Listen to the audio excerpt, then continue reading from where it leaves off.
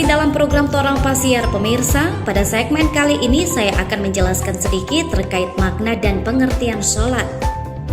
Menurut beberapa sumber yang saya baca, sholat sendiri adalah ibadah bagi pemeluk agama Islam. Menurut syariat Islam sendiri, praktik sholat harus sesuai dengan segala petunjuk tata cara Nabi Muhammad sebagai figur pengejawantah perintah Allah. Umat muslim diperintahkan untuk mendirikan sholat karena menurut surah Al-Ankabut dapat mencegah perbuatan keji dan mungkar. Dalam satu nats Al-Quran Al-Ankabut 29 ayat 45 mengatakan bahwa dirikanlah sholat. Sesungguhnya sholat itu mencegah dari perbuatan-perbuatan keji dan mungkar. Dan sesungguhnya mengingat Allah adalah lebih besar keutamaannya dari ibadat-ibadat yang lain.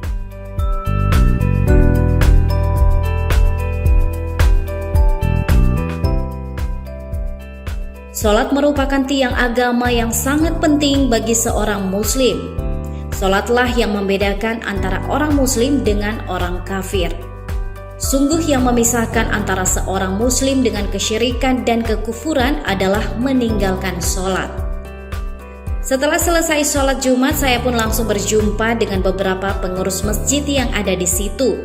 Tak menyia-nyiakan kesempatan, saya pun langsung bertanya seputar Masjid Al-Aqsa Sentani, meliputi bangunan, serta luas tanah dan daya tampung jamaah yang ada di masjid tersebut. Masjid ini, Pak, menurut saya paling megah di Kabupaten Jayapura. Ada nggak, Pak, tantangan dalam membangun masjid ini? Karena yang kita tahu di Papua ini, Pak, untuk umat muslimnya sangat sedikit dibandingkan dengan yang Nasrani.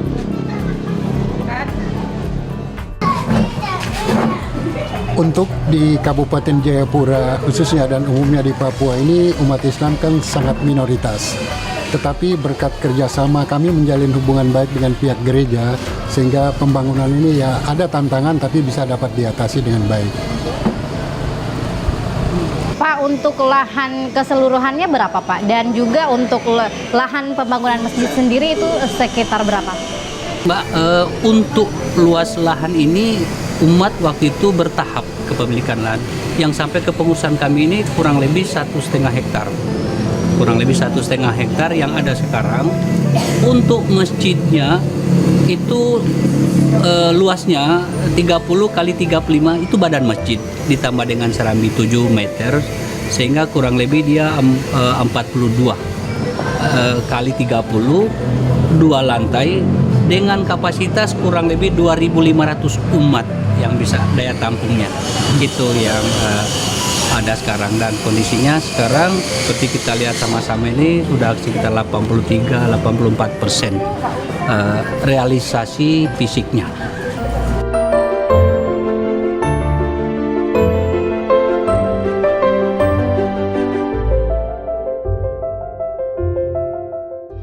Masih dalam program Torang Pasiar pemirsa, setelah diajak berkeliling oleh pengurus masjid, saya sangat kagum dengan desain dan juga arsitektur dari Masjid Agung Sentani. Saya pun jadi penasaran dengan konsep masjid serta dana yang dihabiskan untuk pembangunan masjid ini sampai sekarang. Dan tak berlama-lama saya pun langsung menanyakan hal tersebut kepada Kepala Pembangunan Masjid Agung Al-Aqsa Sentani.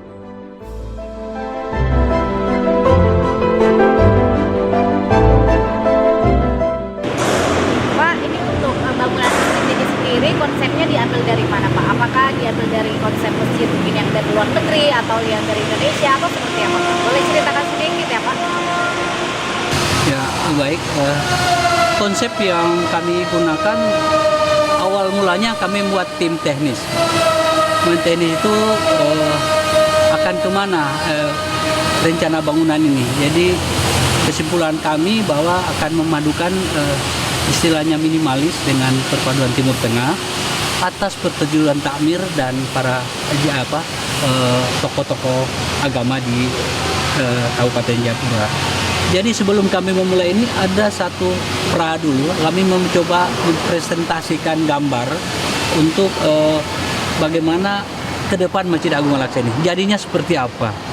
Namun di perjalanannya ada juga perubahan-perubahan karena kami sempat juga ke Pulau Jawa untuk membandingkan seperti apa untuk yang cocok di tanah Papua ini. Karena masjid ini kita tahu bahwa tempat sangat strategis, keluar dari bandara internasional terus tempat transit. Oleh sebab itu masjid ini kami dengan teman-teman teknis dengan terutama pelaksana kami itu juga cukup tinggi seninya, sehingga kami memadukan ide-ide yang ada sampai jadi seperti ini, seperti ornamen kayunya ini. Kenapa jadi seperti ini? Itu ada beberapa yang kami lihat dan kami coba praktekkan. Dan ini profil-profilnya dibuat semua di sini, Pak. Ini kami sangat bersyukur karena pelaksana kami, tukang kami ini punya skill ternyata yang sangat bisa diandalkan, dan banyak juga teman-teman dari luar, bahkan dari teman-teman masjid yang seprofesi kami di Ikindo, Ikatan Konsultan itu ingin melihat kok bisa ada dari pesan dari Jawa atau dari mana. Tidak, kami memang ini ide-ide dari teman-teman di sini, dari panitia dan dari pelaksana, dan kami tidak lepas koordinasinya dengan takmir seperti apa jadinya, karena ini menyangkut pandangan mata orang banyak. Oleh sebab itu dengan segala kekurangan kami mencoba berkreasi. Masjid Agung Al-Aqsa ini insya Allah menjadi kebanggaan di Kabupaten Jayapura khususnya dan Papua umumnya dan seluruh tanah air Indonesia yang kita cintai. Bahwa di Papua itu kesannya ada juga tempat ibadah yang representatif buat umat.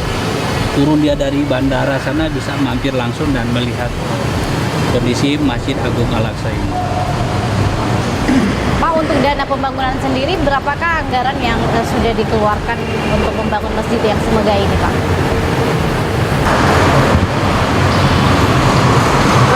Baik, kita berbicara masalah anggaran, jelas ini swaklola. Dari tim teknis kami merencanakan di 2015 itu Masjid Agung Al-Aqsa itu membutuhkan kurang lebih 25 miliar. Jadi kita ini sudah melaksanakan sekitar 6 tahun 3 bulan ini. Kita melaksanakan pembangunan ini dan sudah menghabiskan sampai sekarang 21 miliar lebih. Itu yang sudah terserap dana. Dari dana yang 21 miliar sekian itu 90% dari umat, dari bantuan dari hamba-hamba Allah yang berupa bantuan kami ini. Untuk pembangunan ada 4 sumber dana sumber bantuan. Yang pertama berupa uang tunai, ada yang berupa material, ada yang berupa kerja jasa, kerja bakti untuk pembersihan dan lain sebagainya. Dan yang keempat tidak kalah penting adalah bantuan berupa doa. Itu yang kami terima, bantuan-bantuan yang insya Allah bisa bermanfaat kepada penyumbangnya. Dan kami ini hanya sebagai pekerja, Pak. Kami tidak ada apa-apanya, kami hanya bekerja, hanya menyampaikan menggunakan amanah daripada umat, karena amanah ini sangat berat buat kami dan tentu masih banyak kekurangan yang kami masih lagi selesaikan. Dan alhamdulillah pelaksanaan pekerjaan Masjid Agung Al-Aqsa ini sejak mulainya masjid ini alhamdulillah belum pernah terhenti karena tidak ada biaya, belum pernah terhenti karena tidak ada material. Jadi ini satu berkah dari Allah Subhanahu wa taala, memberi kelancaran kepada kami pada proses pelaksanaan Masjid Agung Al-Aqsa di Sentani. Kira begitu.